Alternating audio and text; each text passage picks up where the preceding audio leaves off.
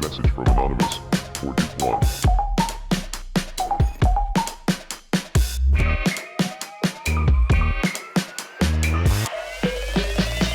Tots els dies, milers de fotografies passen per davant dels nostres ulls. En llibres, en revistes, al mòbil, al carrer... Totes aquestes imatges construeixen el nostre coneixement del món. Avui, veiem ciutats llunyanes com París, Londres o Nova York abans en fotografies que en la realitat. I també coneixem obres d'art com Las Meninas de Velázquez a través d'una foto abans de veure-la en directe al Museu del Prado. La nostra experiència del món està modelada per la fotografia. Però, què és realment una fotografia?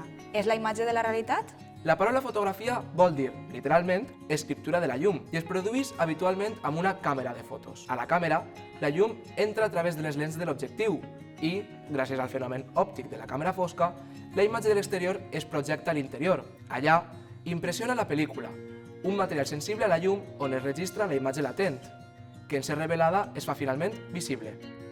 Bé, això passa així a les càmeres analògiques, les càmeres antigues que continuen utilitzant la pel·lícula. A les càmeres digitals que tenim avui, el procés és semblant, però és tot electrònic. Per això, ja no hem de revelar les fotos i podem veure-les a la nostra pantalla immediatament. Si la fotografia mostra una imatge del que veiem, vol dir que la fotografia és una imatge objectiva de la realitat? No, no exactament. La fotografia treballa amb la realitat visible. Podríem dir que és com una empremta del que està davant de la càmera, però és el fotògraf o la fotògrafa qui decideix què mostra i com ho fa. I això té més importància del que sembla. El teòric francès Roland Barthes explicava aquesta qüestió com la paradoxa de la fotografia. Deia que la paradoxa fotogràfica resideix en la coexistència de dos missatges, un d'ells sense codi, que seria l'anàleg fotogràfic, i un altre amb codi, que seria l'art, el tractament, l'escriptura o, en definitiva, la retòrica de la fotografia.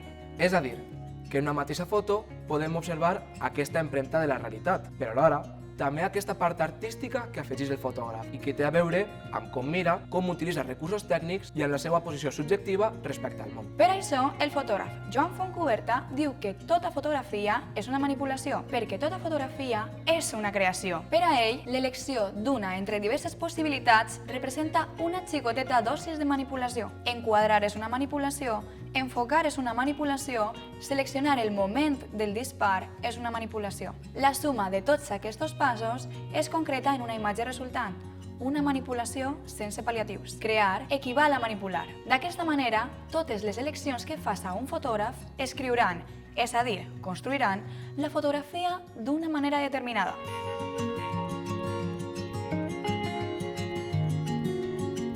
El fotògraf britànic de l'agència Magnum, Martin Parr, ha dedicat gran part de la seva carrera a observar el turisme de masses. Quan està en llocs turístics, en lloc de fixar-se en el paisatge o el monument que mira tothom, ell mira què fan els turistes i detecta patrons repetitius que mostren com de ridículs podem arribar a ser. La fotografia que fa a la Torre de Pisa és especialment interessant, perquè així el que fan molts turistes no és mirar el monument, sinó fer-se una foto que juga amb la perspectiva i sembla que estem espentant o subjectant la torre. Martin Parr fa un pas enrere per desencaixar aquesta perspectiva i que a la seva foto vegem diversos turistes intentant fer la mateixa foto. Amb aquest recurs, la seva fotografia esdevé una paròdia de les pràctiques turístiques, però també de les pràctiques fotogràfiques del turisme de masses. I ho fa només seleccionant l'enquadrament i la perspectiva que ha de prendre la foto. És a dir, escriu el seu punt de vista crític a través del llenguatge fotogràfic.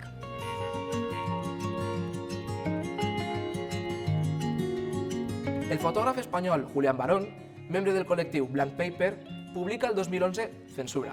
Es tracta d'un fotollibre on totes les imatges que realitza polítics i alguns símbols del poder estan cremades per un ús desmesurat del flash. El que normalment s'entendria com un error o una fallada tècnica, a les seues fotos es converteix en una arma per combatre la censura. El flash suposa un intent d'aturar la voracitat visual de les rutines informatives que, alineades amb el poder, van amagar molts dels casos de corrupció política que es jutjarien anys després. El flash, a les mans de Julián Barón, deixa de ser només un dispositiu tècnic i, a través de l'error, de la decisió, el desprograma per convertir-lo en un gest estètic que es transforma en una acció política. El flash ens cega i es converteix en la metàfora d'una societat cegada per la pompa del poder.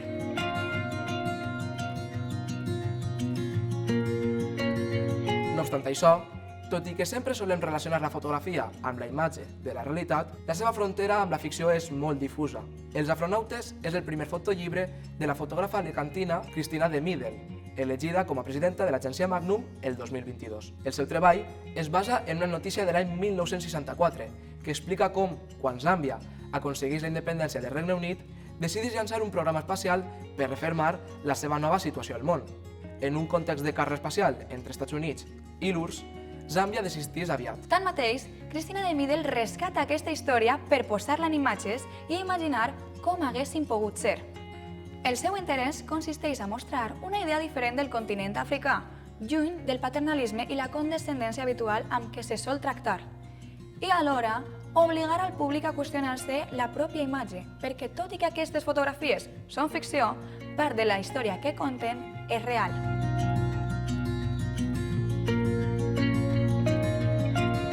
A través de fotògrafs tan importants com Martin Parr, Julian Barón o Cristina de Middel, hem vist com la fotografia té una part de document, però també una part d'art, en la qual el fotògraf utilitza les possibilitats del llenguatge fotogràfic per parodiar, per denunciar o per imaginar.